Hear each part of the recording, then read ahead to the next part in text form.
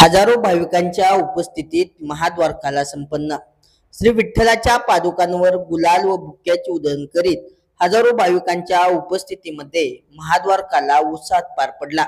या उत्सवानंतर आषाढी यात्रेची खऱ्या अर्थाने सांगता झाली असल्याचे मानले जाते.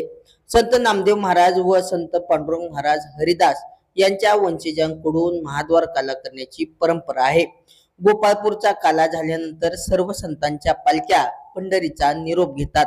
यानंतर स्थानिकांचा उत्सव अर्थात महाद्वार काला करण्याची गेल्या 400 वर्षाहून अधिक काळापासून परंपरा आहे. येथील हरिदास घराण्यातील संत पांडुरंग महाराज यांना प्रत्यक्ष श्री विठ्ठलाने दर्शन देऊन आपल्या खडावा अर्थात पादुका प्रसाद रूपाने दिल्या होत्या. गेल्या 11 पिढ्यापासून हा उत्सव सुरू आहे.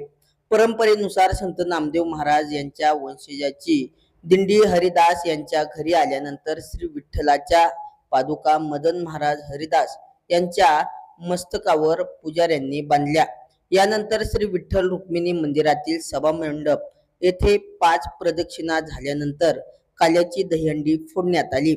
यावेळी श्री विठ्ठल रुक्मिणी मंदिर समितीच्या वतीने व्यवस्थापक प्रवीण कुमार घम यांनी पादुकांवर लाह्याची उधळण केली. यानंतर हा उत्सव महाद्वार घाटावरून वाळवंटात घेऊन जातात. परंतु यंदा चंद्रभागेला पूर आल्यामुळे घाटापासूनच तो फिरवण्यात आला. तेथून माहेश्वरी धर्मशाळा आराध्य गल्ली हरिदास वेस येथे परंपरेप्रमाणे दहीहंडी फोडण्यात आली. यावेळी रस्त्यावर हजारो भाविकांनी देवाच्या पादुकांचे दर्शन घेतले. तसेच गुलाल, बुक्का व फुलांची उधळण करण्यात येत होती.